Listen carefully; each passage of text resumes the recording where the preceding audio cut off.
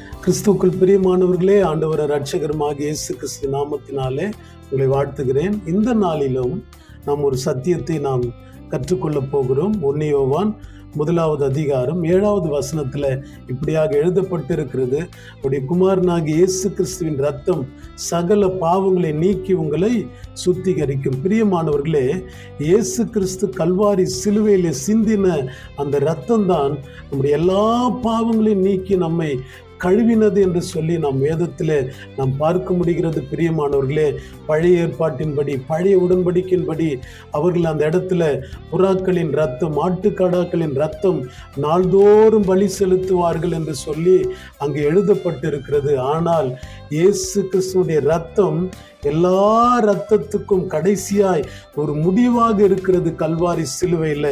ஆகவே அவருடைய இரத்தம் தான் சகல பாவங்களை நீக்கி நம்மை சுத்திகரிக்குது. பிரியமானவர்களே, அந்த இரத்தத்தினாலே நமக்கு கிடைத்தது தான் பரிசுத்த ஆவியானவர். பழைய ஏற்பாட்டின்படி, பழைய உடன்படிக்கையின்படி இரத்தம் சிந்துதல் இல்லாமல் பாவ மன்னிப்பில்லை. ஆனால் புதிய ஏற்பாட்டின்படி, புதிய உடன்படிக்கையின்படி இயேசு கிறிஸ்து உயிர்த்தெழுந்த பிறகு பரிசுத்த ஆவியை நாம் என்றைக்கு பெற்றுக்கொண்டோமோ அதுதான் 2 தெசலோனிக்கேயர் 2வது அதிகாரம் 13வது வசனத்தில் எழுதப்பட்டிருக்கிறபடி நாம் ஆவியிலே பரிசுத்தம் அடைய வேண்டும் என்று அந்த இடத்துல எழுதப்பட்டிருக்கிறது. ஆகவே ஆவியிலே நாம் பரிசுத்தம் அடைகிறோம்.